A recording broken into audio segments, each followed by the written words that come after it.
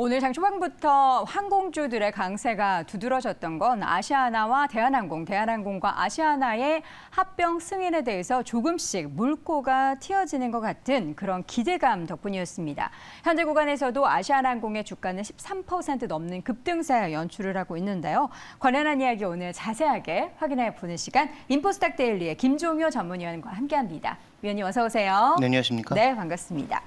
영국의 경쟁시장청, CMA라고 부르더라고요. 저는 CMA 하면 통장만 생각나는데 어쨌든 대한항공과 아시아나항공의 합병을 사실상 승인했다. 그러니까 아직까지 확실하게 도장을 찍은 건 아니고 긍정적인 얘기가 들려오고 있다는 거죠. 그러니까 처음에는 일단 이 제한적인 그래서 막는 듯한 그런 결정이 나왔기 때문에 시장에서 일부 좀 충격을 받았었고요. 네.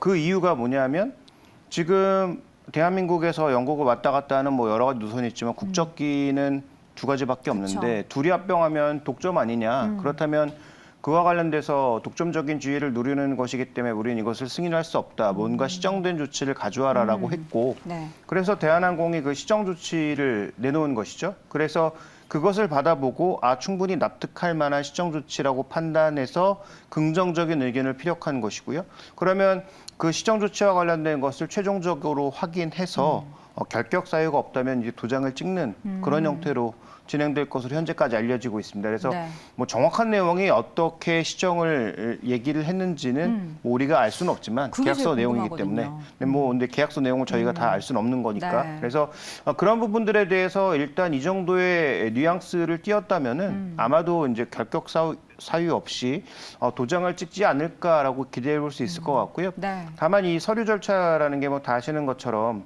의외로 깐깐한 부분들이 좀 많이 있기 때문에 문구 하나하나조차도 다 체크를 하는 것이기 때문에 네. 뭐 연내 체결되기보다는 아마 내년 초 정도에 다 체결되지 않을까 정도로 봐야 될 것 같습니다. 지금 이제 영국 같은 경우에 CMA가 발표한 내용을 보면은 이 합리적인 근거가 있다라는 건데 저도 사실 걱정이 되더라고요. 이 아시아나항공하고 대한항공하고 합병하면 사실 이제 멀리 가는 비행기 같은 경우에는 국적기는 2대밖에 없는데 같이 가격을 이제 담합해서 올려버리면은 소비자들은 좀 거기에 대한 부담감이 엄청 커질 것 같다라는 생각이 들었는데 어쨌든 아시아나항공 주주 입장에서는 물론 대한항공도 그렇겠지만요. 그동안 좀 답보 상태에 빠졌던 것에 있어서 조금의 해결 기미가 보인다라는 건 맞는 것 같은데 이게 남은 국가들이 더 있는 거잖아요. 어느 나라가 남아 있는 거죠 지금? 네, 지금 미국, EU, 그리고 중국, 네. 일본 이런 주요 국가들이 아직도 남아 있는 남아있네요. 상황이죠. 그래서 이런 주요 국가들의 그 통과도 굉장히 주목해봐야 되는 상황인데, 근데 EU와 미국은 영국과 비슷한 이유로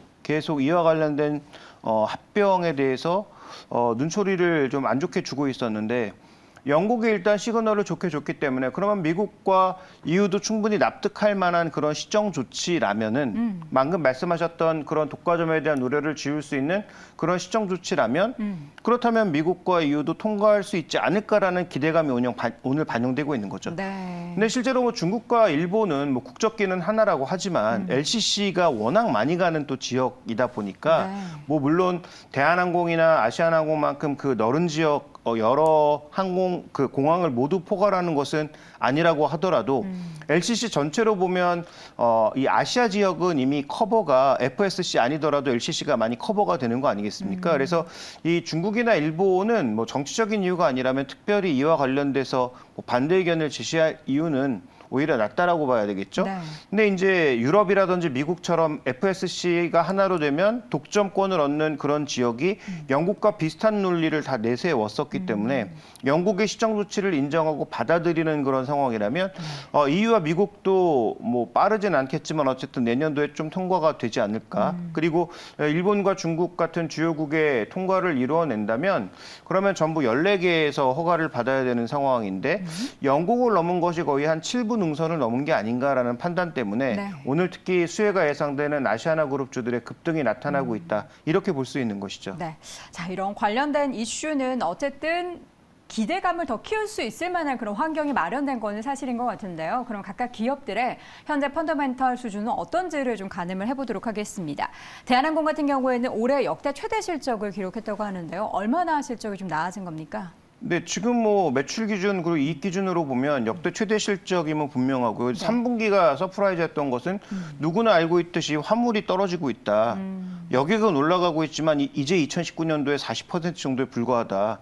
그러면 실적이 대거 떨어질 거라고 봤는데 그렇지 않았다는 거죠. 오히려 서프라이즈 실적이 나왔다라는 것이고 4분기에도 이런 추세는 이어질 가능성이 높다. 다만 내년에는 올해만큼 좋은 실적은 기대하기 어렵다라는 거죠. 왜냐하면 화물 쪽에서 실적이 잘 나왔던 것은 뭐 소위 반도체를 축으로 하는 IT 주요 부품들의 수출에 이 FSC가 굉장히 작용한 게 높고요. 네. 그다음에 여객기에 좌석을 다 뜯어서 그 반도체를 수출할 수 있도록 만들었던 거 아니겠습니까? 네. 그래서 빠른 이제 공급이 필요했던 그런 IT 부품들의 공급 자체에서 실적이 이제 대거 개선된 거라고 봐야 되는데 그러면 화물은 줄어들고 있으니까 그동안 뜯어냈던 승객석을 다시 채워야 될 거 아니에요? 다시 채워서 이제 이 좌석으로 돌려야 되는데 그러면 과연 여행 수요가 얼마만큼 올라올 거냐는 또 따져볼 문제이긴 한데 뭐 내년도에 경기가 뭐 워낙 안 좋다 하고 고용도 비싸요. 그렇죠. 근데 이제 고용도 불어진다고 하니 그럼요. 그러면 사람들에게 이제 소득에 가장 큰 영향을 미치는 것은 뭐 누가 뭐래도 고용이라고 봐야 될 텐데 네.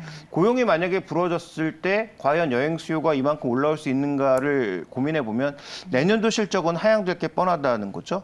그렇지만 그럼에도 불구하고 올해는 역대 최대 실적을 4분기까지도 비교적 견조하게 나타낼 것으로 예상하고 있고 3분기 실적의 또 하나의 핵심 포인트는 뭐냐면 환율이 1,400원 찍었을 때 이건 뭐 항공사에게는 거의 뭐 최악의 최악이죠. 시나리오다. 부채가 라고 엄청 올라갔었잖아요. 그렇죠. 그때. 그렇게 봤는데 실제로 그 영업 외쪽의 이익에서도 별로 손실이 나지 않는 굉장히 견조한 모습을 보였기 때문에 오히려 환율이 안정되고 있는 4분기에는 1,300원대로 내려앉은 4분기에는 오히려 영업외 쪽에서도 비교적 긍정적인 실적을 낳지 않을까라는 그런 어떤 기대감도 나오고 있는 상황이죠. 그래서 지금 이 대한항공 관련돼서 실적 측면에서는 내년도에 레벨 다운되는 건 맞지만 일단 이 아시아나항공과 합병이 된다면 그 이슈가 내년도에는 또 밸류에이션을 버티게 만들 수 있는 하나의 근거가 될 수 있어서 올해는 실적으로 버티고 내년에는 합병 관련 기대감으로 버틸 수 있는 그런 한 해가 아니겠는가라고 봐야 될 것 같고요. 물론 네. 실적이 뭐 완전 급전직하해서 또 적자로 떨어지면 안 되겠지만 그럴 가능성은 낮다라고 보고 있고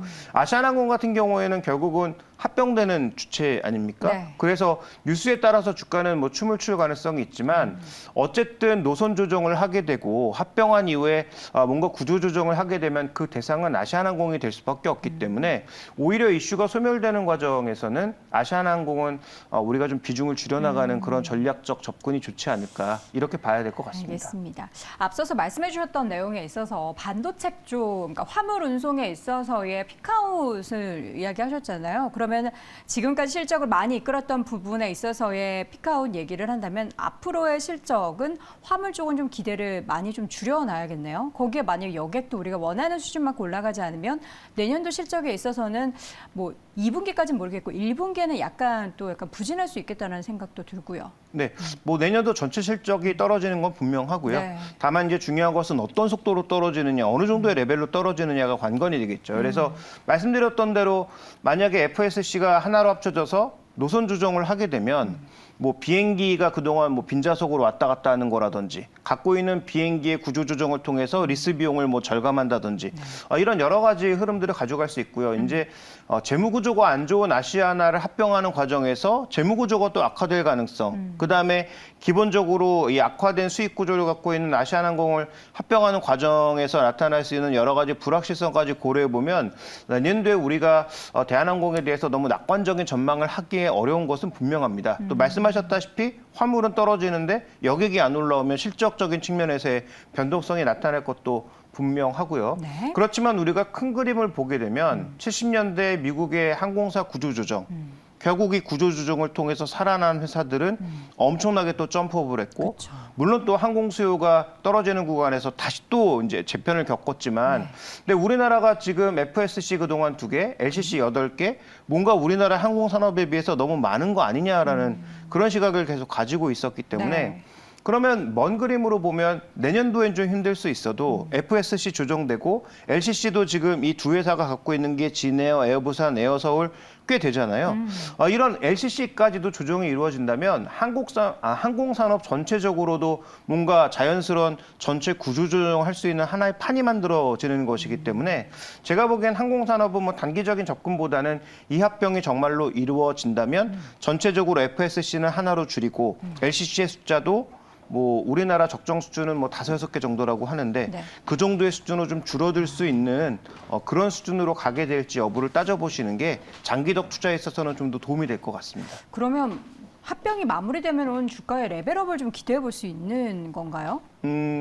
레벨업까지는 힘들 것 같은데 제 관점은 만약에 FSC가 하나로 합쳐지고 네. 가지고 있는 LCC를 잘 버무려서 정리를 한다면. 하나의 구조조정을 이루어낸다면 대한항공 자체는 오래 쌓아둔 현금이 꽤 되는 상황이기 때문에 프리캐시 플로우도 과거 대비 꽤 많이 늘었고요. 그다음에 재무구조도 비교적 안정적으로 돌아가고 있는 현재 상황임을 고려해 보면 적정 가격을 어느 정도로 두는 것이 맞느냐. 이익 추정이 어렵잖아요. 네. 말씀드렸다시피 여러 가지 이제 조정이 있어야 되니까. 그러면 우리가 PB 관점에서 봤을 때 지금 한 1.1배, 1.2배 정도 수준에서 거래되고 있는데 네. 그거보다는 업사이드가 있다. 왜냐하면 FSC의 독점 기업이라는 측면에서는 분명히 저는 메리트가 있다고 보는 거죠. 그럼 독점형 기업에 대한 프리미엄을 얹어주면 지금 거래되는 뭐 PBR 1.1배, 1.2배는 좀 싸다.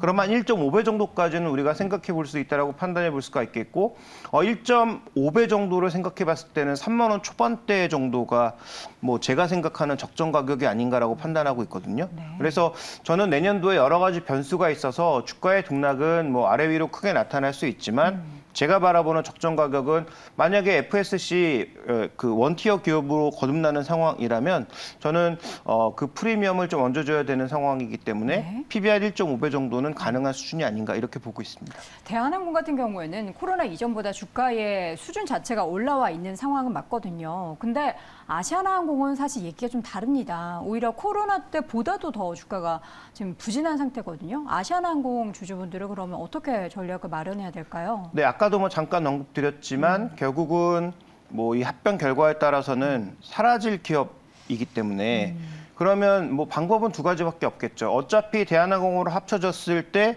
어떤 식으로든 뭐 주식을 받을 가능성 네. 혹은 어떤 식으로든 보상을 받을 가능성이 있기 때문에 그러면 뭐 끝까지 한번 버티는 전략이 하나 있을 거고요.